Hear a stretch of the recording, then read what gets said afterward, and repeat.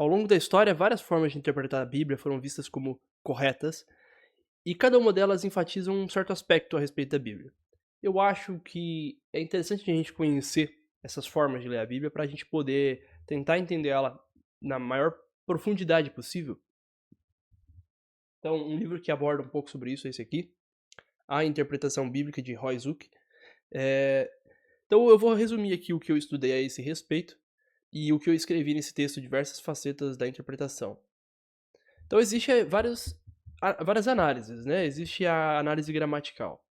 A gramática é fundamental para compreender o texto bíblico, e quanto mais se conhece da língua portuguesa, mais precisa é a interpretação bíblica.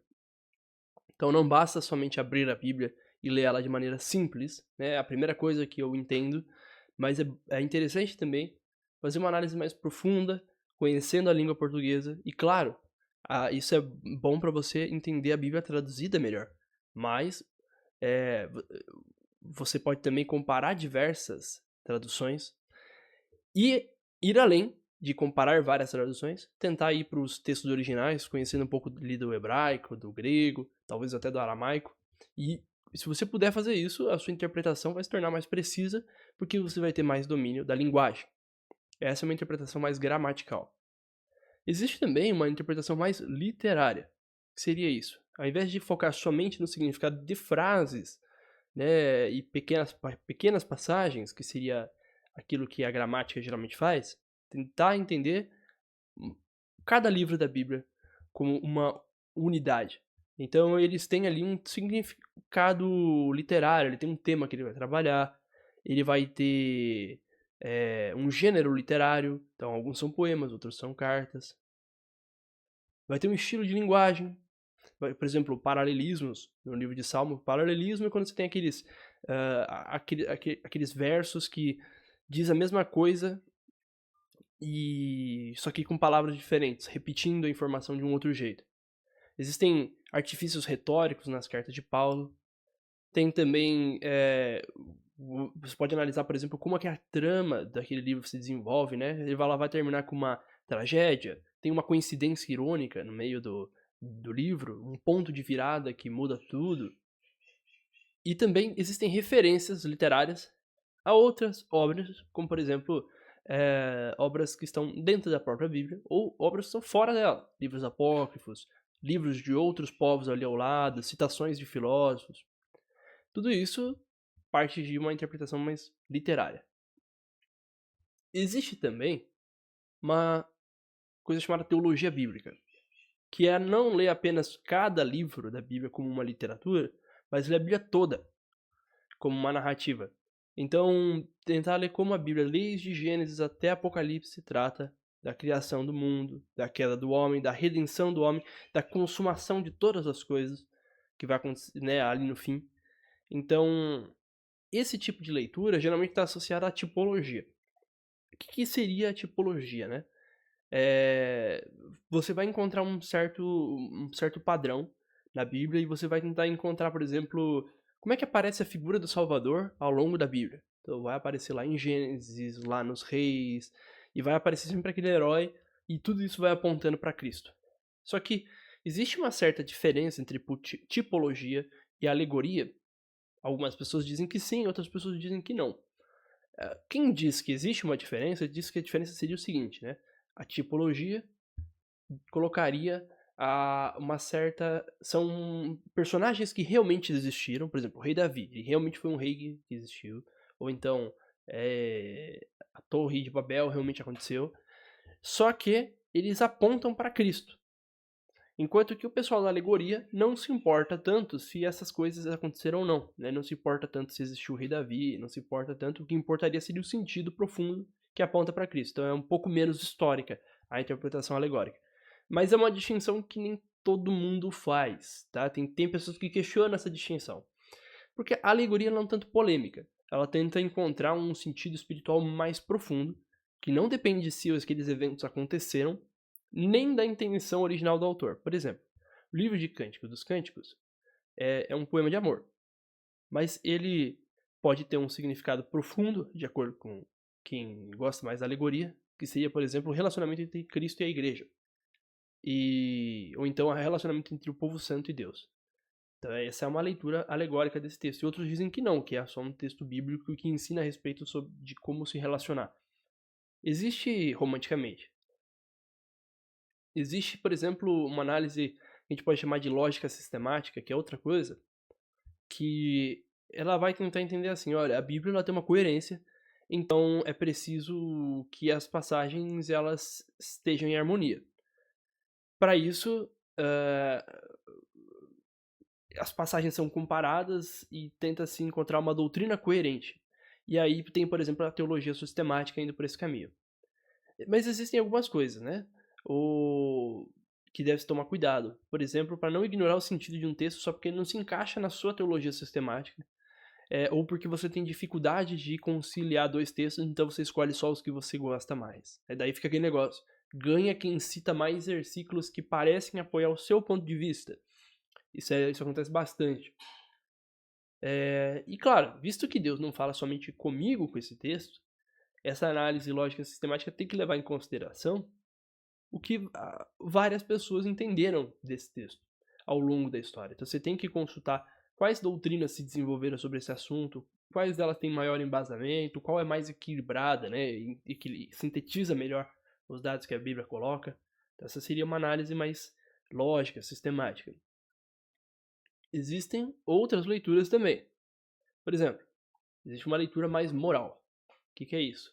Buscar extrair dos textos os mandamentos e as aplicações morais sobre como cada pessoa deve agir, como a igreja deve agir, como a sociedade deveria ser.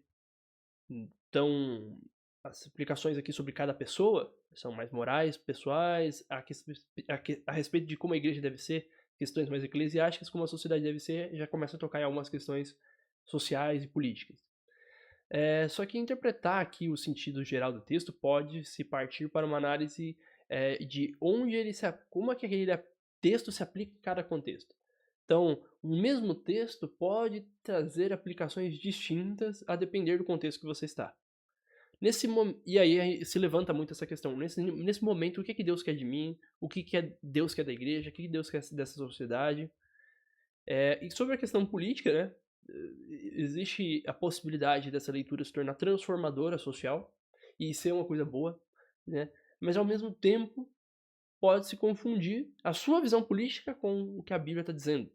E isso causa divisão na igreja, causa problemas sociais. Então, algumas pessoas conseguem fazer aplicações políticas da Bíblia excelentes, como foi o caso de John Wesley, né, que conseguiu, a partir do mandamento do amar o próximo como a si mesmo, ele combateu a escravidão. Mas outras pessoas da época tentaram fazer o mesmo e defenderam a escravidão. Então, a partir de textos bíblicos. Então, para você ver que é uma coisa complexa, né? É complicado.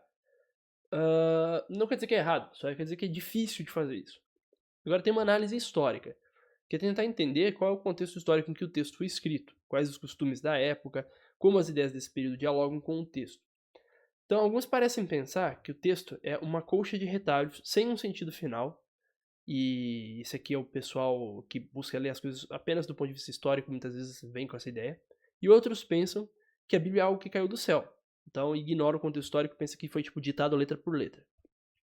Mas eu entendo que ambos são equívocos, visto que Deus é o Senhor da história e guia a composição da Bíblia em todas as suas etapas. E o que temos hoje é o resultado planejado por Deus, a palavra dele, ao qual podemos entender melhor se pudermos entender o processo histórico usado por Deus para a sua composição.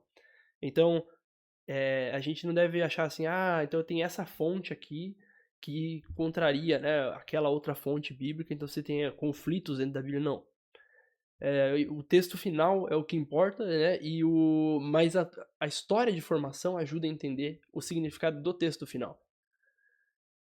Existe também uma análise mais simbólica aqui e mística, que seria talvez até psicológica, poderia se dizer. O que seria essa leitura, né?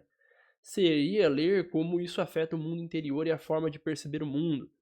Seria tentar entender, por exemplo, Jesus acalma a tempestade, a confiança de Jesus traz ordem e esperança para as nossas vidas. Essa confiança diminui a inquietação interior, como se fossem aquelas ondas ali, e as diversas tendências caóticas são ordenadas sob a única finalidade em Cristo. Isso aqui é uma leitura mais mística.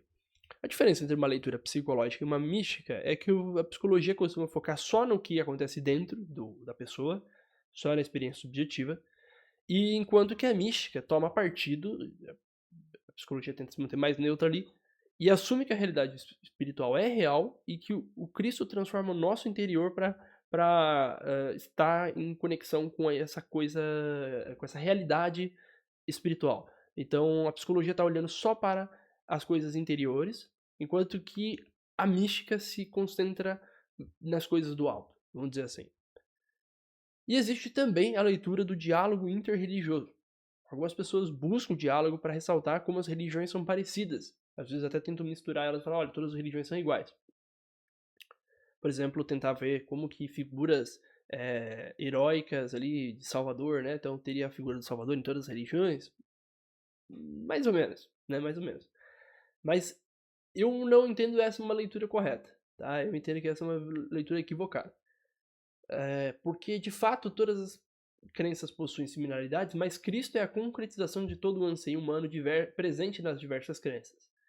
Então, não é como se tudo fosse a mesma coisa. Eu acho que o diálogo interreligioso, se ele colocado dessa maneira, ler a Bíblia comparando com outras crenças, para tentar dizer que é tudo igual, é um erro. Mas se você entender que as outras crenças apontam os desejos do ser humano, que apontam para Cristo, aí beleza.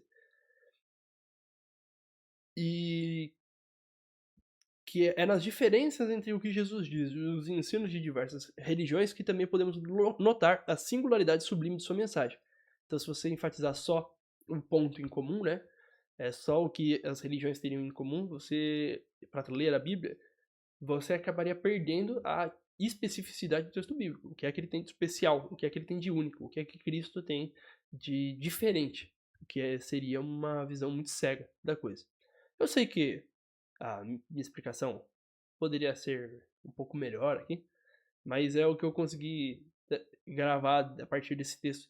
Espero que tenha sido útil para você pensar um pouco o que você acha dessas formas de leitura, né? E é isso.